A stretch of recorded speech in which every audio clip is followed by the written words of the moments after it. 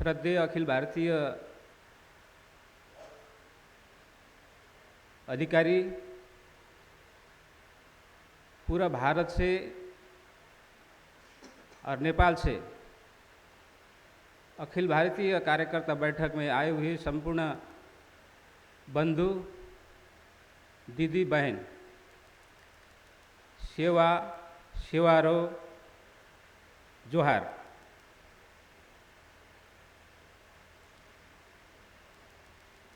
भारत में 70 साल हो गया अखिल भारतीय वनवासी कल्याण आश्रम काम करते हुए।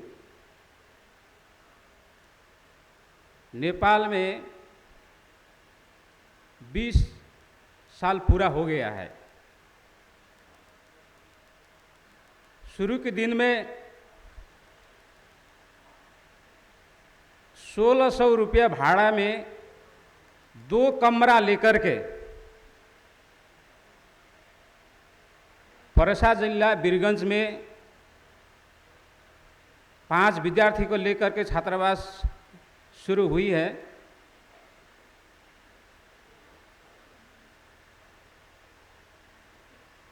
तीन साल तक हम अकेले जनजाति कल्याण आश्रम को काम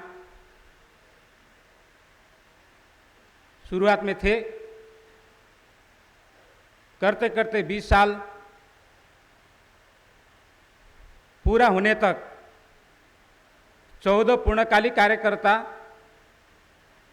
25 विद्यार्थी विस्तारक और साल को कुछ हम हिंदू स्वयं सेवक संघ को भी 4-5 कार्यकर्ता देते हैं छात्रावास से। इस प्रकार से देश भर में छात्रावास अन्य आयाम को लेकर के 17 जिले में अपना काम है। 77 जिला है नेपाल में और सभी जिले में आदिवासी जनजाति लोग रहते हैं। नेपाल का कुल जनसंख्या 2,91,92,480 संख्या वर्तमान यानी 2022 का गणना में है। उसमें से 37% जनजाति का जनसंख्या है। धार्मिक दृष्टि से 81.19 हिंदू धर्म, 8.21 बौद्ध धर्म, 5.09 इस्लाम और किराती 3.17 और क्रिश्चियन 1.76% है।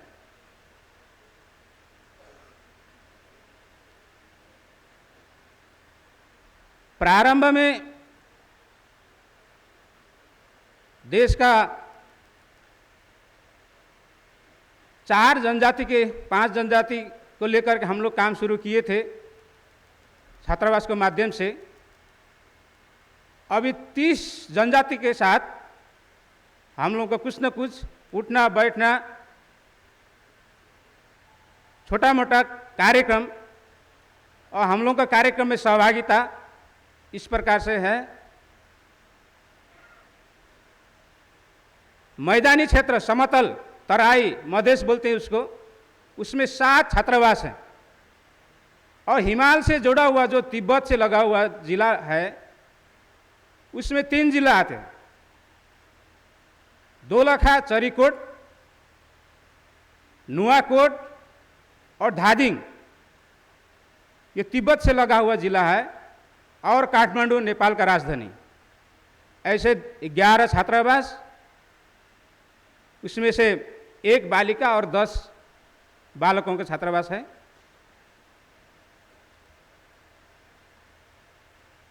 छात्रावास चलते चलते ध्यान में आया हम लोगों को छात्रावास से ये सारा समस्या समाधान नहीं होगा। फिर हम लोग और आयाम को लेकर के गए, उसमें जनजाति शिक्षा संस्कार केंद्र बोल के, इधर एकल विद्यालय बोलते हैं हम लोग, उसको नाम जनजाति शिक्षा संस्कार केंद्र बोलते हैं। 85 गांव में ये विद्यालय चलती है और 229 गांव में श्रद्धा जागरण, और महिला कार्य भी है, स्वयं सहायता समूह कुछ 3 जिले में है, और खेलकूद केंद्र। और 2015 रांची में वॉलीबॉल में गोल्ड मेडल लेकर के गया था, और कानपुर के खेल में भी गोल्ड मेडल लेकर के गया नेपाल के जो खिलाड़ी।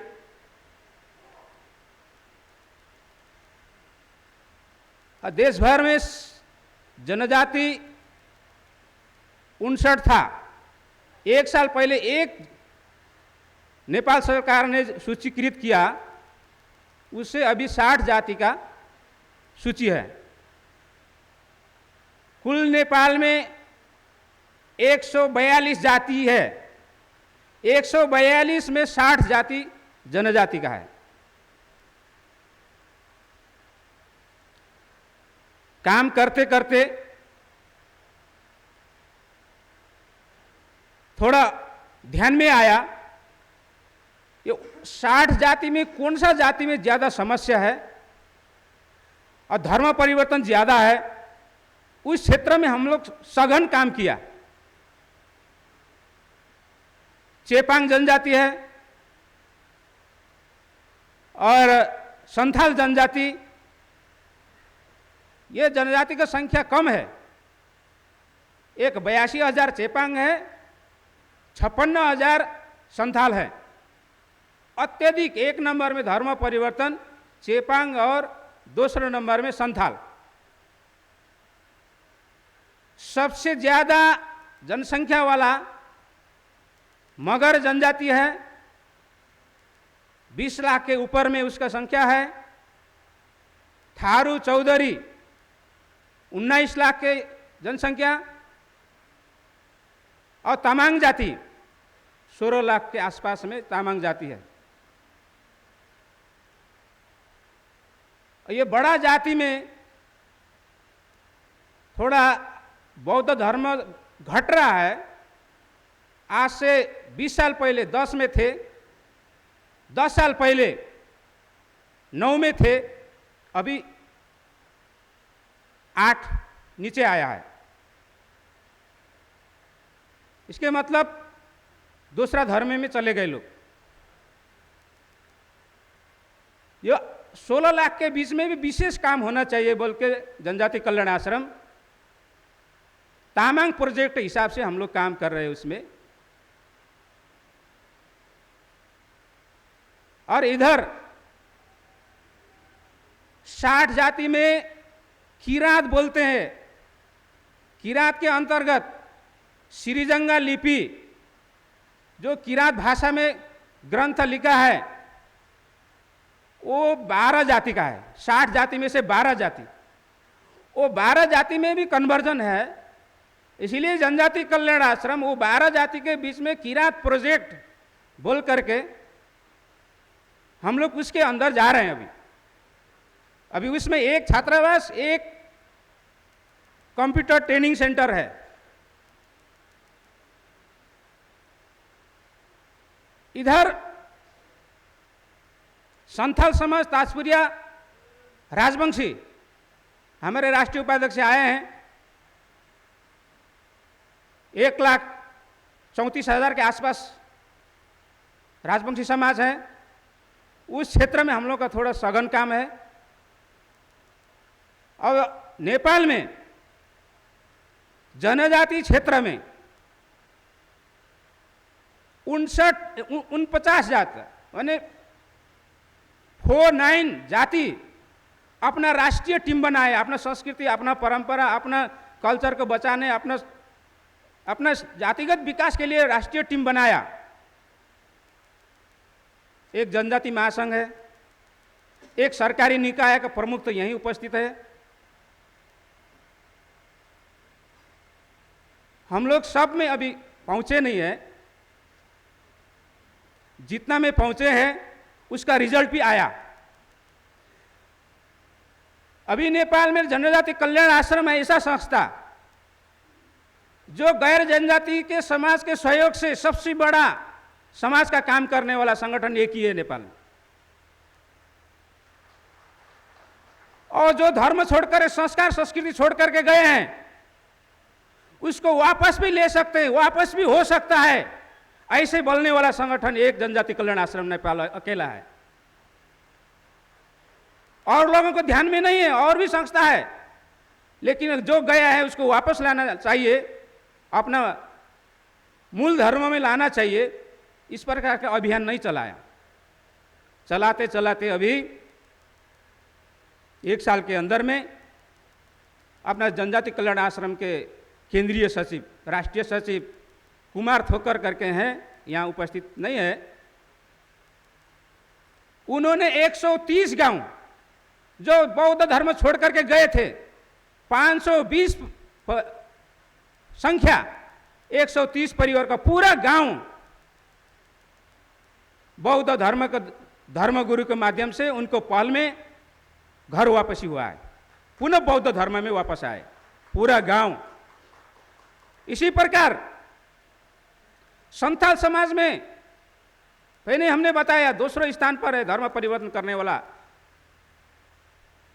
श्रद्धा जागरण के माध्यम से, जनजाति शिक्षा संस्कार केंद्र के माध्यम से अभी घर वापसी 1 साल के अंदर 645 संख्या घर वापसी हुई है।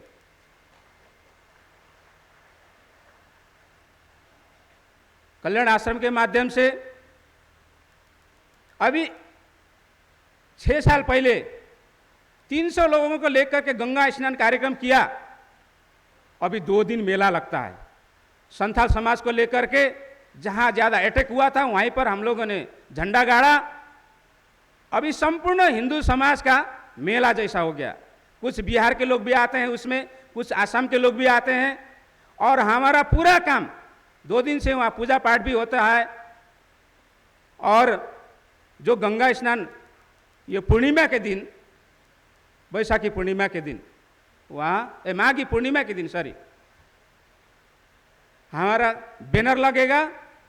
जितने लोग आते हैं पूरा खिचड़ी खाएंगे, अपना पूरा सांस्कृतिक कार्यक्रम होगा, कुछ विषय भी जाएगा वहाँ पर। उसके माध्यम से पूरा वहाँ परिवर्तन आया है।